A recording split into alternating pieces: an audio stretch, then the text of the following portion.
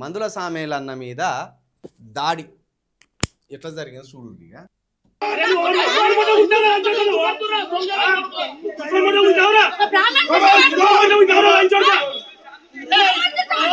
నీ భర్త గురించి మాట్లాడతలేమండి, నువ్వేం చేస్తా మాట్లాడవు. అరే నీకు ఎందుకురా మీకు ముచ్చరా పడక హిందువులు అంటే ఎందుకురా మీకు తొలగరా లంచోడక. అరే లంచోడక రే సామ్రా లంచోడక ఎవరి మూట ఉంటావురా లంచోడక నువ్వు దుర్గా మూట ఉంటావారా. అయితే ఇప్పుడు ఈ సామేలన్నను లాకుడు కమించలు దిగుతలేరు కదా వీళ్ళు ఎవరంటే వీళ్ళిద్దరు కూడా రెడ్డిలే. ఈ రెడ్డిల పేర్లు జర చెప్తా. వీళ్ళ మీద ఖచ్చితంగా కాంగ్రెస్ ప్రభుత్వం ఏ పార్టీ చర్యలు తీసుకుంటుందో కూడా చూడాలి. ఈ ఇద్దరు రెడ్డిల పేర్లు వచ్చేసి మేడిపల్లి అధ్యక్షులు జమ్ముల ప్రభాకర్ రెడ్డి, బీజేపీ మేడిపల్లి అధ్యక్షులు జమ్ముల ప్రభాకర్ రెడ్డి, ప్రధాన కార్యదర్శి బాలరెడ్డి.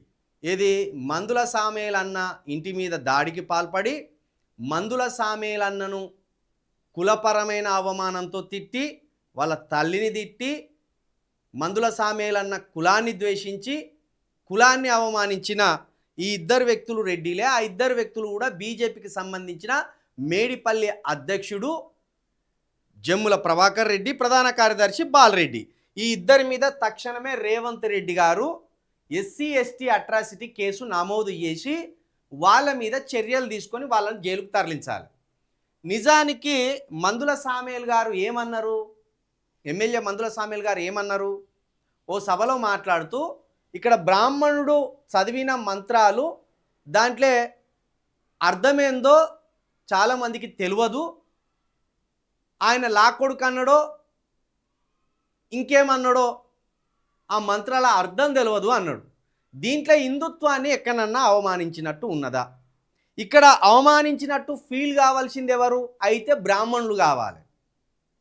ఎందుకంటే బ్రాహ్మణులు మంత్రాలు చదువుతుంటారు, మంత్రాలు పఠిస్తుంటారు. ఒకవేళ వాళ్ళు బాధపడితే బ్రాహ్మణులు అయ్యా ఇది సంస్కృతం, దీనిని తెలుగులోకి కూడా తర్జమా చేసి చెప్తాం, అవసరమైతే ఈ మంత్రాలను తెలుగులో చదవమంటే కూడా తెలుగులోనే చదువుతాం అని బ్రాహ్మణులు చెప్పుకోవాలి. బ్రాహ్మణులు ఒక్కలే హిందువులా? మాదిగ వారు హిందువులు కాదా? బీసీలు హిందువులు కాదా? లేకపోతే బ్రాహ్మణులకు ఈ బాలరెడ్డి లేకపోతే ఈ ప్రభాకర్ రెడ్డి ఏమైనా బానిసలా? నువ్వు ఎవరికి పుట్టినవరా సామేలు అంటాను. మరి ఇప్పుడు ఈ ఇద్దరు తిడుతున్న ఈ ఇద్దరు మరి ఇప్పుడు ఆ మంత్రాలు చదివేటోళ్ళకు పుట్టినట్ట? అసలు మీ మాటలేంది? మందుల సామేలు గారు బూతులు బ్రాహ్మణులను అనలేదు, హిందుత్వాన్ని అనలేదు, రాముల వారిని అనలేదు, శివుణ్ణి అనలేదు, వెంకటేశ్వర స్వామిని అనలేదు. అసలు హిందుత్వం అనే పదమే రాలేదు మందుల సామేల నోటి నుండి. హిందుత్వం అనే పదమే రాలేదు.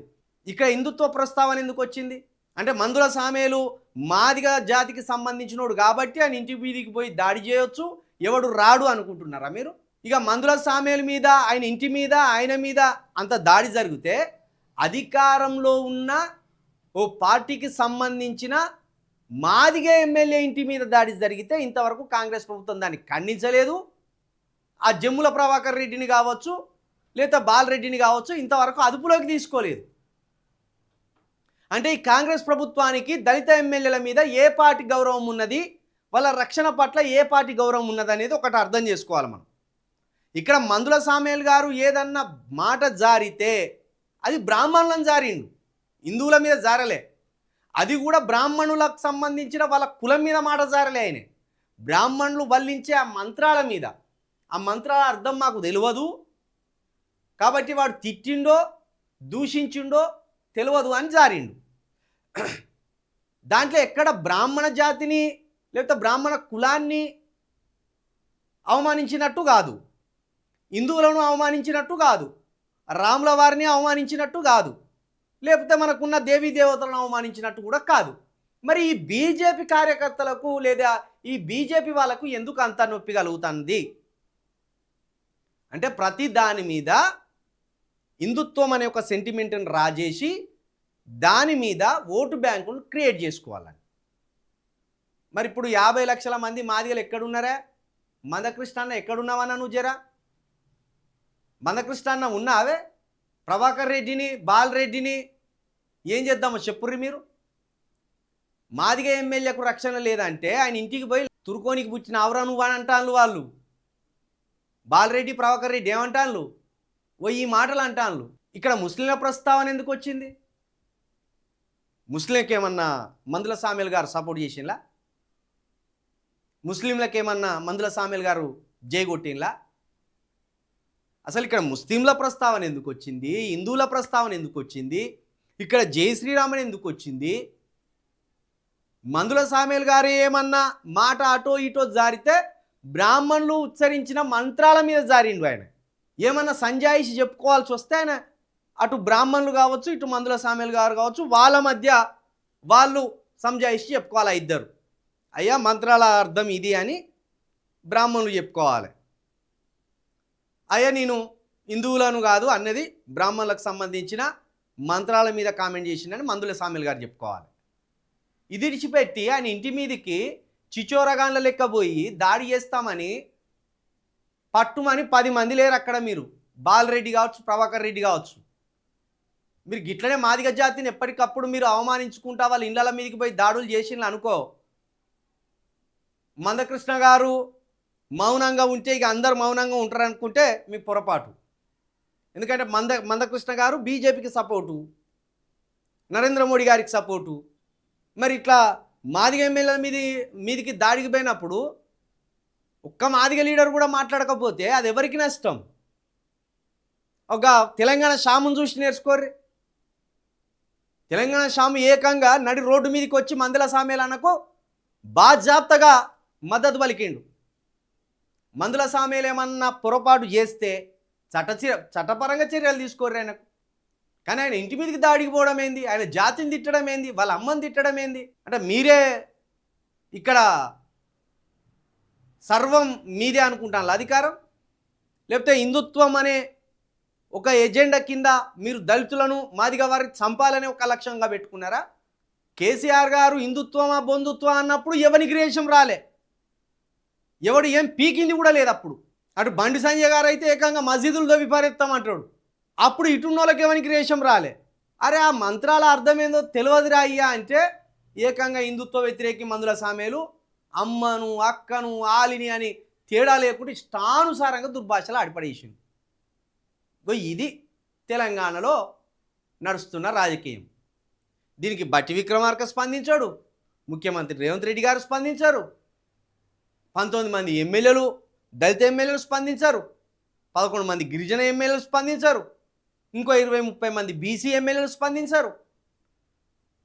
అంటే ఇప్పుడు మీ ఇళ్ళ మీదకి కూడా గిట్లనే ఎప్పుడోసారి వస్తే ఎట్లుంటుంది? బాలరెడ్డి గారు అదేవిధంగా ప్రభాకర్ రెడ్డి గారు అందులో హిందుత్వాన్ని దూషించినట్టు ఎక్కడున్నదో జర ఒక్కసారి చూపిస్తే అప్పుడు మేము కూడా మందుల సామేలు భరతం పట్టాలా ఏం పట్టాలో చూస్తాం. మందుల సామేలు గారు హిందుత్వాన్ని ఒక్క మాట కూడా అక్కడ అనలేదు. అరే హిందుత్వం అంటే ఒక బ్రాహ్మణులే అన్నట్టు అంటారేంది మీరు? భూమి పుట్టక ముందు 6 నెలల ముందు పుట్టిన జాంబవంతుడే హిందుత్వానికి అసలు సిసలైన పునాది కదా. మరి ఆ జాతిలో పుట్టిన మందుల సామేలు ఏంటిది? ఖచ్చితంగా మందకృష్ణ గారు ఇటువంటి దాని మీద మీరు మాట్లాడవలసిందే. ఇలాంటి విషయాలు మీరు మాట్లాడకపోతే బీజేపీ పార్టీకి ఏమో కానీ జాతికి చాలా నష్టం ఇది. మరి మీరు బీజేపీ వైపు ఉన్నట్టే కనబడుతుంది. ఇంత పెద్ద ఇష్యూ జరిగినా కూడా ఇంతవరకు మీరు దీని మీద స్పందించలేదు. రేవంత్ రెడ్డి గారి ప్రభుత్వం వచ్చినాక రెడ్డిలు రెచ్చిపోతున్నారు. అక్కడ కుమ్మెర గ్రామంలో రెడ్డిలే అక్కడ చాకలి బిడ్డను చంపిన్లు, అక్కడ కోదాడలో కర్ర రాజేష్ మాదిగను చంపింది కూడా రెడ్డిలే, ఇప్పుడు మందల సామెల్ గారి ఇంటి మీద దాడి చేసింది కూడా రెడ్డిలే, అది కూడా బీజేపీ రెడ్డిలు. ఎంత గలీజ్గా మాట్లాడుతాను, తుర్కోనికి పుట్టినావురా అని. ఈ మాట ప్రకారము కేసు పెట్టాలి వాళ్ళ మీద, ఎస్సీ ఎస్టీ అట్రాసిటీ కేసు కూడా పెట్టాలి. మరి ఇది రేవంత్ రెడ్డి గారి నిజాయితీ ఎంతున్నది, నిబద్ధత ఎంతున్నది? నీ సొంత పార్టీ నాయకుడు అధికార పార్టీకి సంబంధించిన ఎమ్మెల్యే ఇంటి మీద రౌడీల మాదిరిగా గుండాల మాదిరిగా పోయి ఈ మాటలు జారొచ్చిండు. దీని మీద మరి రేవంత్ రెడ్డి గారు ఎలాంటి చర్యలు తీసుకుంటారో కూడా చూడాలి.